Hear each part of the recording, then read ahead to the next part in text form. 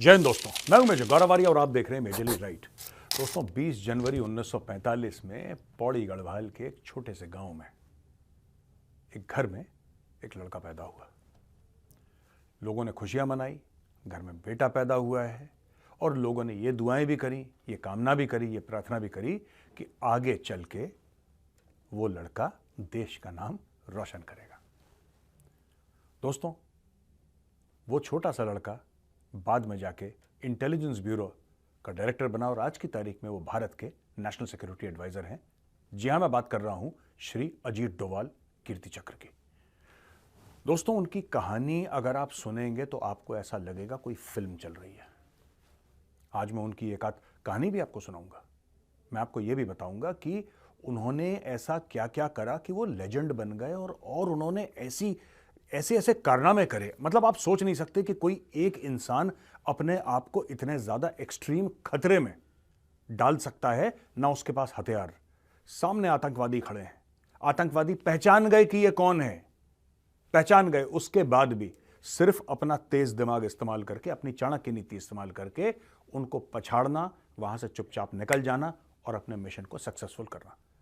ये कहानी कुछ उस जेम्स बॉन्ड जैसी नहीं है जिसमें गोलियां चलती हैं और बम फूटते हैं। ये दिमाग की कहानी है दोस्तों, ये चेस की कहानी है, ये कहानी है शतरंज की। ये कहानी है एक ऐसे इंसान की जिसने अपना दिमाग इस्तेमाल करके हर समय, जिसको कहते हैं ना, भारत को गुड न्यूज दी, हर समय अच्छा समाचार दिया भारत को, और भारत की जीत का परचम हर समय लहराया। दोस्तों 1968 बैच केरला कार्डर आईपीएस ऑफिसर। कुछ ही साल के बाद इनको लगा कि नहीं, मुझे इंटेलिजेंस ब्यूरो जाना चाहिए। और जो टॉप के आईपीएस ऑफिसर थे उस जमाने में, वो इंटेलिजेंस ब्यूरो उनको ऑफर करता था कि आप आइए और आईबी ज्वाइन करिए। इंटेलिजेंस ब्यूरो जो है दोस्तों, वो ज्यादातर डोमेस्टिक ऑपरेशंस करता है, यानी कि भारत के अंदर ऑपरेशंस करता है इंटेलिजेंस ब्यूरो।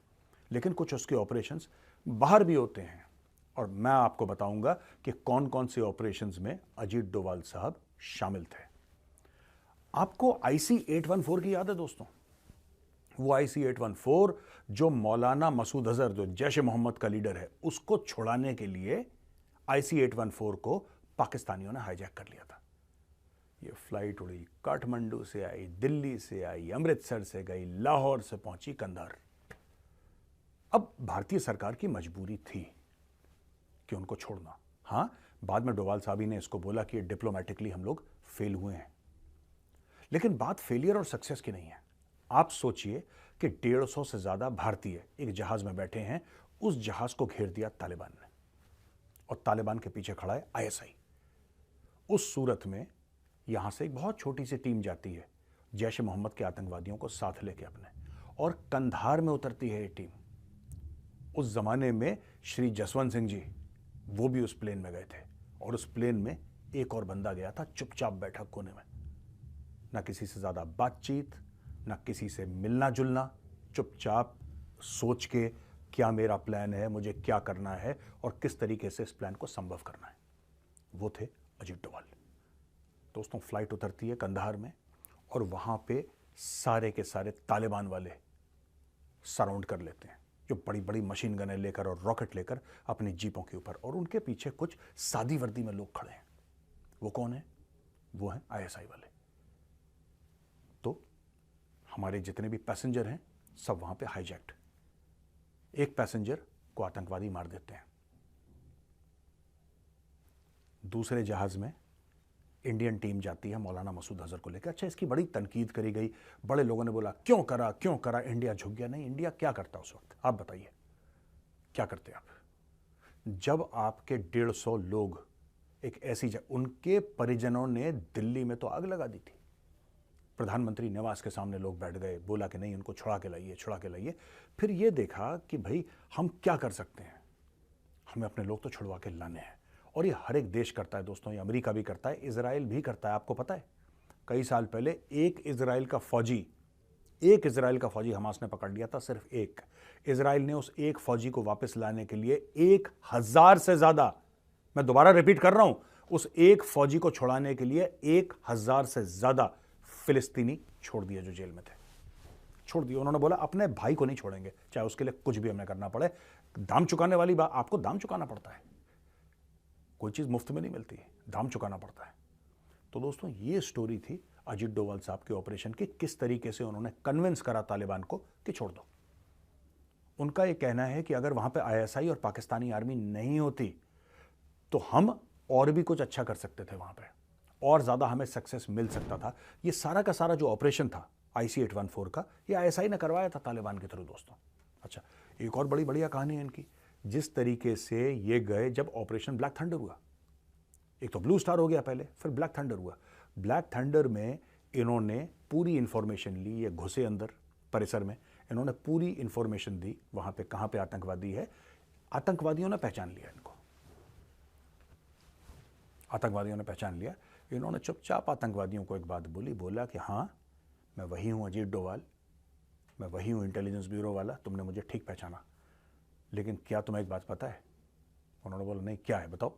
तो उन्होंने बोला बात यह है कि मैं असल में एक ISI का एजेंट हूं और मैं यहां पे तुम्हारी मदद करने आया हूं, मैं असली में ISI का आदमी हूं। उन्होंने इतने कन्विंसिंगली बोला, इतना उन्होंने कॉन्फिडेंटली बोला कि खालिस्तानी कन्विंस हो गए, खालिस्तानियों को बेवकूफ बनाया। Operation black thunder was a resounding success.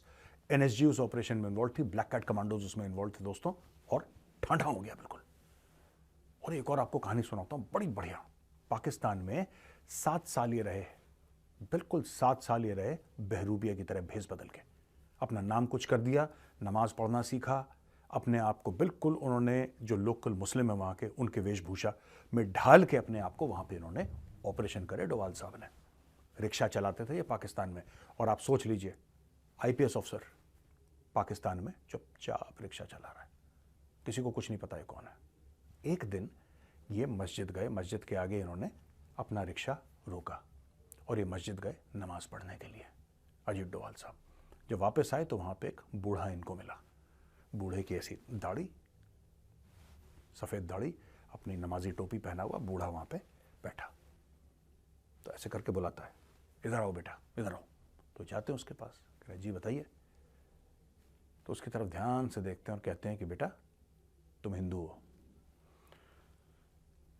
अब डोभाल साहब को लगा कि यार अब क्या बोला जाए, ये तो सबके सामने बोल रहा है तुम हिंदू हो। मतलब लोग नहीं थे आसपास, ये दोनों अकेले थे, लेकिन बुजुर्ग ने इनके मुंह पे बोल दिया कि तुम हिंदू हो। इन्होंने साफ मना कर दिया, इन्होंने बोला मैं हिंदू हूं ही नहीं, मैं तो मुसलमान हूं, मैं पाकिस्तानी हूं, मैं पैदा यहाँ पे हुआ, मैं तो कह रहा नहीं तुम हिंदू हो। तो फिर उन्होंने पूछा आप ऐसा कैसे कह सकते हैं कि मैं हिंदू हूं? तो उसने बोला कि बेटा तुम्हारे कान छिदे हुए हैं, जो तुम्हारे कान छिदे हुए हैं वो पूरी तरीके से छेद भर नहीं पाए, और मुसलमान कान नहीं छेदते, यहाँ वाले कम से कम हिंदू छेदते हैं, तुम हिंदू हो। फिर वो डोभाल साहब को अपने घर ले गया, कहीं गली वली में ऊपर जाके उसका घर था, उसने बैठाया उनको, फिर अंदर वाले कमरे में ले गया। अंदर वाले कमरे में एक अलमारी थी, अलमारी चाबी से खोली। जब अलमारी का दरवाज़ा खोला तो डोभाल साहब ने अंदर क्या देखा कि देवी देवताओं की मूर्ति लगी है। दोस्तों ये ऐसी ऐसी एडवेंचर हैं कि अगर इसके ऊपर कोई फिल्म बनाए ना तो दर्जनों भर फिल्म बन जाए। किसी दिन मैं आपको कहानी सुनाऊंगा किस तरीके से प्लान बनाया था दाऊद इब्राहिम को मारने का, और किस तरीके से एक जो बंदा था, जो शूटर था, जिसको दाऊद को मारना था, उसने गलती से फ़ोन कर लिया, उसका फ़ोन टैप हो रहा था, किस तरीके से महाराष्ट्र पुलिस को पता लग गया, और कुछ क्योंकि सीक्रेट ऑपरेशन था और मामला बिल्कुल बिगड़ गया दोस्तों उस वक्त।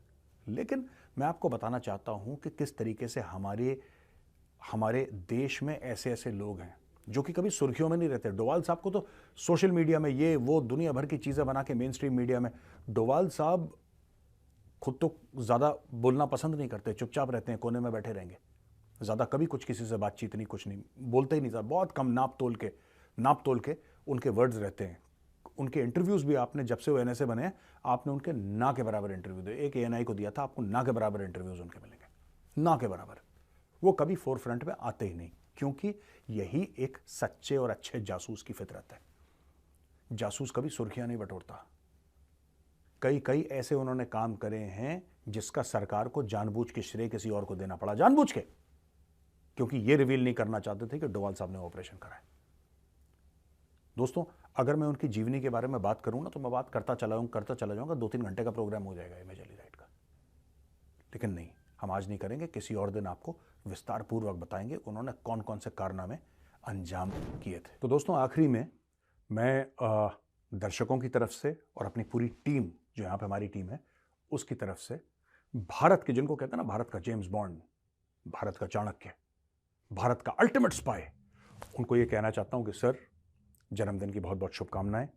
प्रभु श्री राम आपको 1000 साल की उम्र दें कि आप इसी प्रकार माँ भारती की सेवा करते रहें और हमारा प्रोत्साहन बनाते रहें, and that you continue to be a role model for all the youth of India.